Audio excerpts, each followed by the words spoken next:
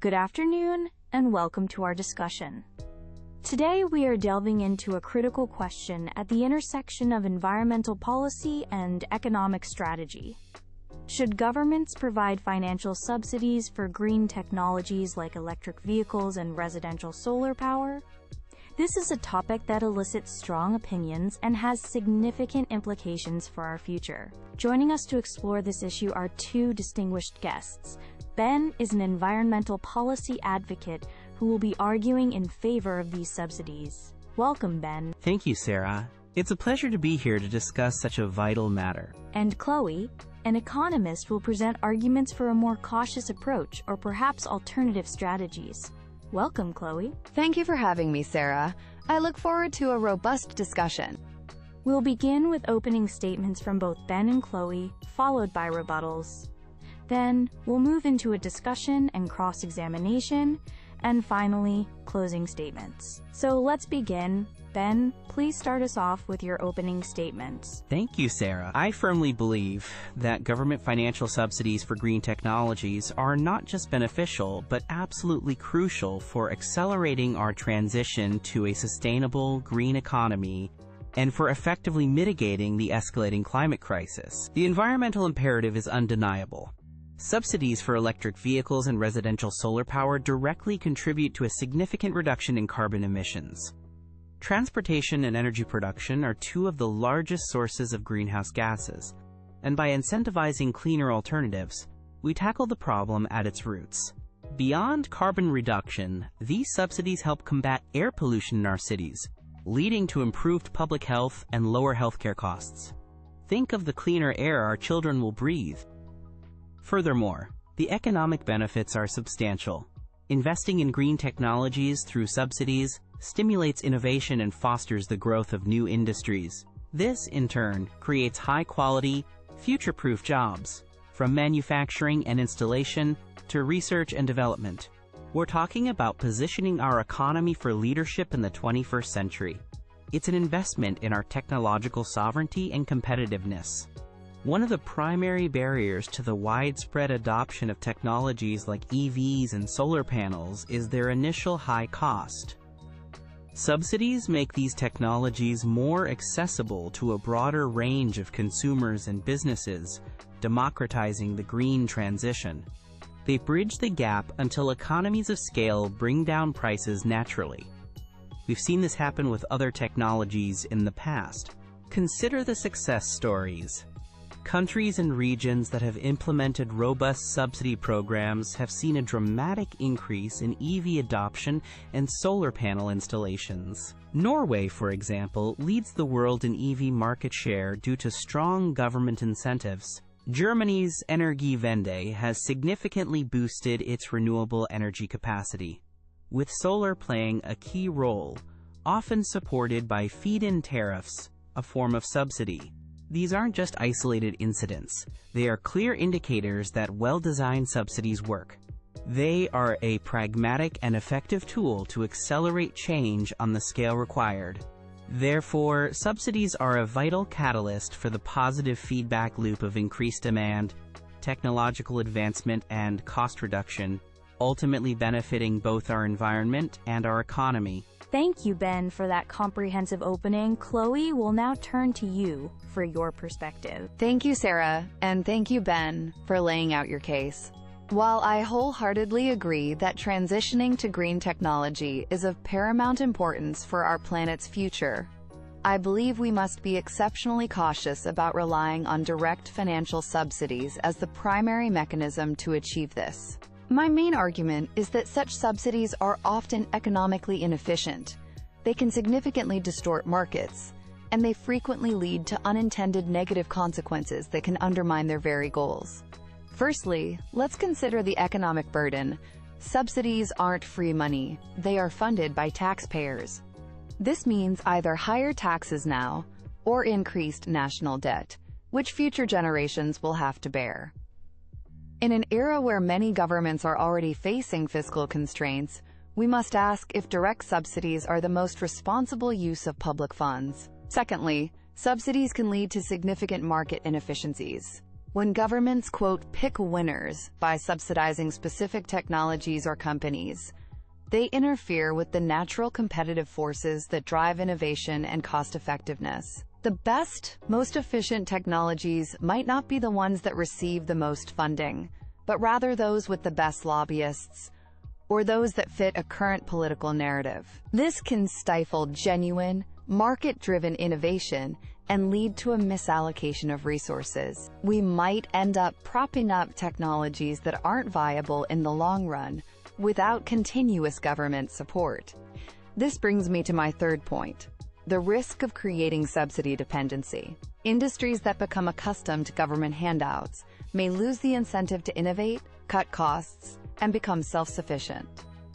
Instead of fostering dynamic, competitive green industries, we risk creating bloated, inefficient sectors reliant on perpetual state aid. The goal should be sustainable industries, not sustainably subsidized ones. Finally, there are alternative, and I would argue, more economically sound approaches. Instead of direct subsidies, governments could focus on investing more heavily in fundamental research and development for green technologies. This fosters innovation at its source without distorting the market for specific products. Another powerful tool is carbon pricing, such as a carbon tax or a cap-and-trade system. This makes polluting activities more expensive, internalizing the environmental costs, and allowing the market to find the most efficient ways to reduce emissions, rather than the government dictating solutions. Removing regulatory barriers that hinder green tech adoption can also be more effective and less costly than direct financial handouts. In summary, while the goal is laudable, the means, direct subsidies, are fraught with economic pitfalls. Thank you, Chloe, for presenting a strong counterargument. We now move to the rebuttal phase. Ben, you have the floor to respond to Chloe's points. Thank you, Sarah. Chloe has raised some valid economic considerations, but I believe they overlook the unique context and urgency of the climate crisis, and also mischaracterize the role and potential of well-structured subsidies. Chloe's concern about market distortion is a classic economic argument, but it presumes the market is currently functioning perfectly. It is not. The market has systematically failed to price in the enormous environmental externalities associated with fossil fuels, the costs of pollution, climate change impacts, and health problems. Subsidies for green technologies aren't distorting a perfect market. They are attempting to correct a market failure. They level the playing field by making cleaner options more competitive against incumbent, polluting technologies that have benefited from decades of implicit and explicit subsidies themselves. Regarding the, quote, dependency argument, this is where the design of the subsidy program is key. I agree that indefinite subsidies are not the goal. Effective subsidies should be designed as temporary kickstarts, a bridge to get nascent industries over the initial high-cost, low-volume phase until they achieve economies of scale and technological maturity. They can be phased out as technologies become cost-competitive, as we're beginning to see with solar power in some regions. The urgency of the climate crisis cannot be overstated. We are in a race against time. While purely market-driven solutions like carbon pricing, which Chloe mentioned, have a role to play, they may not be sufficient on their own to drive change at the speed and scale required. We need to deploy all available tools, and targeted subsidies are a powerful instrument for rapid deployment. Waiting for the market to sort itself out perfectly is a luxury we don't have when facing potential irreversible environmental damage. Strategic government intervention through carefully planned subsidies is a pragmatic response to an existential threat. Thank you, Ben. Chloe, your rebuttal? Thank you. Ben, I acknowledge your point about existing market failures and externalities. It's true that the environmental costs of fossil fuels haven't been adequately priced in. However, my question remains, are direct subsidies the most efficient and equitable way to address these externalities? A well-designed carbon tax, for instance, directly makes polluters pay for the damage they cause. This creates a powerful, economy-wide incentive to reduce emissions and invest in cleaner alternatives, allowing businesses and consumers to choose the most cost-effective solutions for themselves. rather than the government pre-selecting technologies via subsidies. This approach is arguably more transparent and less prone to lobbying and political favoritism than subsidy programs, which can become complex and opaque. You mentioned the temporary nature of subsidies, but history is replete with examples of, quote, temporary government programs that become entrenched and incredibly difficult to remove, even after they've outlived their usefulness or the market conditions have changed. Industries build business models around them, creating powerful vested interests that lobby for their continuation. This risk of policy inertia is significant. Furthermore, let's talk about fairness and equity. Who primarily benefits from subsidies for, say, electric vehicles or high-end residential solar systems? Often, it's higher-income households who can afford the initial outlay even with a subsidy, or who have the property to install solar panels. Is it equitable for the general taxpayer, including those with lower incomes who may not directly benefit, to fund these purchases? We need to scrutinize whether these subsidies are regressive, inadvertently widening the gap between the haves and have-nots in the green transition. More targeted support for lower-income households or community solar projects might be a fairer approach if subsidies are to be used at all. So while I agree on the urgency, the methods matter profoundly. We need solutions that are not only environmentally effective, but also economically sound and socially equitable. Thank you both. This brings us to our discussion segment. Ben, Chloe raises a pertinent point about the potential for industries to become overly reliant on subsidies and the difficulty in phasing them out. How can governments design subsidy programs to ensure they are genuinely temporary and truly foster innovation and self-sufficiency, rather than dependence? That's a crucial question, Sarah. Effective subsidy design incorporates clear sunset clauses from the outset, meaning the subsidies are legislated to expire on a specific date or when certain market penetration or cost reduction targets are met. This creates certainty for industry, but also a clear expectation of eventual self-reliance. Furthermore, subsidies can be performance-based, rewarding actual innovation or efficiency gains, rather than just production volume. They can also be tiered, decreasing over time as the industry matures. Regular independent reviews of subsidy programs are also essential to assess their effectiveness and adjust or terminate them as needed.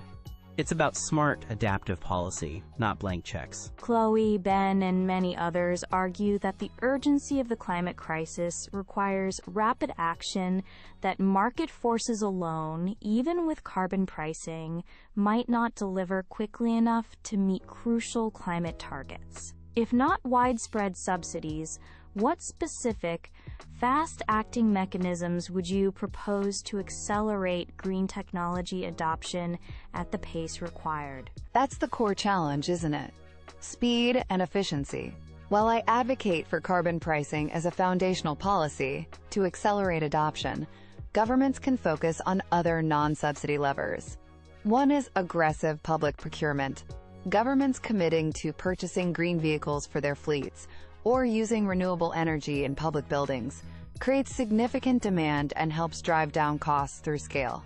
Another is streamlining regulatory and permitting processes for green projects. Often, the deployment of renewable energy or EV charging infrastructure is slowed by red tape, not by technology or cost. Investing heavily in grid modernization to support decentralized renewables and EV charging is also critical and can be funded through mechanisms other than direct product subsidies. And, as I mentioned, substantial targeted R&D funding for breakthrough technologies can accelerate the next wave of innovation, making future green solutions inherently cheaper and better, reducing the need for adoption subsidies down the line. It's about creating the right ecosystem. Ben, any quick response to Chloe's proposed mechanisms? Chloe's suggestions like public procurement and R&D funding are valuable and indeed complementary to subsidies, not necessarily replacements. Streamlining regulations is certainly essential. However, these measures alone might not be enough to overcome the initial adoption hurdles for consumers and small businesses, when a new, greener technology is still significantly more expensive than the established, polluting alternative. Subsidies directly address that upfront cost barrier in a way these other measures don't, at least not as immediately for the end user. And while carbon pricing is important, its political feasibility and the level at which it's set can often be insufficient to drive rapid change alone. We need a multi-pronged approach, and direct incentives remain a powerful tool for acceleration. Chloe, a brief final thought on that? My concern remains that the allure of "quick acceleration" through subsidies can mask long-term inefficiencies and inequitable distributions. If a technology requires perpetual subsidies to be viable for the end user, then perhaps it's not the right technology. Or it needs more fundamental R&D, not just a purchase incentive. The focus should always be on fostering true market viability and widespread inherent affordability. Very well. We are moving towards our closing statements. Chloe, please begin with your summary. Thank you, Sarah. To summarize, while the objective of a green transition is one I fully support, I maintain that broad financial subsidies for technologies like EVs and solar panels are often not the most effective or equitable path. They place a burden on taxpayers, risk distorting markets by allowing governments to pick winners, and can foster an unhealthy dependency within industries, stifling long-term innovation and self-sufficiency.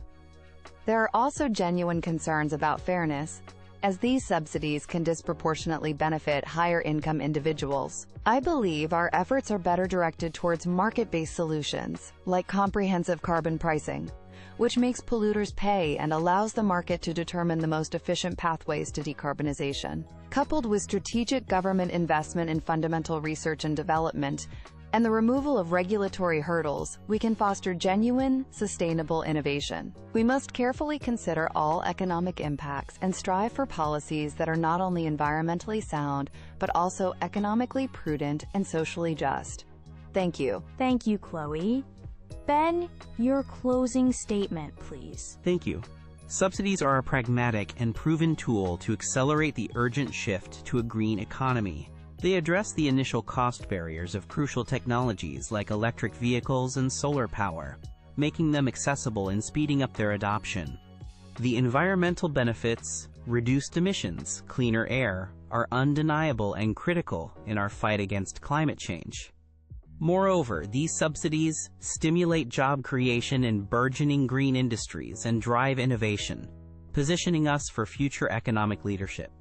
While concerns about market distortion and dependency are valid points for careful policy design, they do not negate the fundamental need for intervention when markets fail to address externalities, as is the case with environmental protection. Well-designed subsidies are temporary, targeted, and performance-driven. Crucially, the long-term costs of inaction on climate change, environmental devastation, economic disruption, health impacts, far outweigh the investment made in subsidies today. We have the opportunity to build a cleaner, healthier, and more prosperous future, and strategic government support, including subsidies, is essential to realizing that vision swiftly and effectively. Thank you. Thank you, Ben, and thank you, Chloe, for a truly insightful and engaging debate. You've both presented compelling arguments and highlighted the complexities inherent in this important policy question. We've heard strong cases for how subsidies can accelerate our green transition, count market failures, and stimulate economic growth in new sectors. We've also heard important cautions about economic efficiency, market distortion, potential dependency, and questions of equity. It's clear that the path forward requires careful consideration of various tools and their potential impacts. I encourage our audience to reflect on the diverse perspectives shared today as we all grapple with how best to foster a sustainable future.